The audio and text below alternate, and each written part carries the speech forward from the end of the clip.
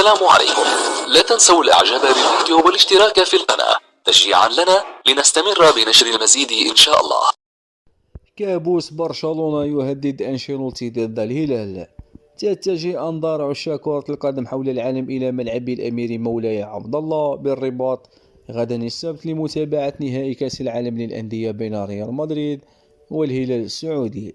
وقطع الهلال تذكرة العبور للنهائي بعد فوزه ب3 أهداف لهدفين على فلامينغو البرازيلي. أما ريال مدريد فانتصر ب4 أهداف لهدف على الأهلي المصري. باستثناء المباريات التي اتجهت للوقت الإضافي وركلات الترجيح، لم يخسر كارلو أنشيلوتي المدير الفني لريال مدريد سوى نهائي وحيد من 16 مباراة نهائي على مدار مسيرته التدريبية. النهائي الوحيد الذي خسره أنشيلوتي كان ضد الغريم برشلونة في بطولة السوبر الإسباني التي أقيمت في السعودية، وفاز البارسا على ريال مدريد بنتيجة 3-1.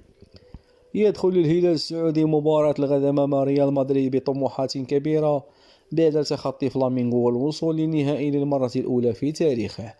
وشدد أنشيلوتي عقب مباراة الأهلي أن فريقه عانى ضد المارد الأحمر وأن مواجهة الهلال ستكون معقدة.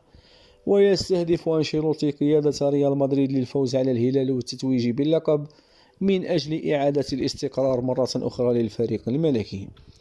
وعاش ريال مدريد فترة صعبة في الأسابيع الأخيرة بعد خسارة نهائي السوبر الإسباني أمام برشلونة وفقدان النقاط في الدوري الإسباني، حيث اتسع الفريق مع البارسا منتصر الليغا إلى 8 نقاط. وبدأت تتردد الأنباء عن إمكانية الإطاحة بأنشيلوتي من منصبه حال فشل في التتويج بمونديال الأندية وعدم العودة إلى مدريد بالكأس.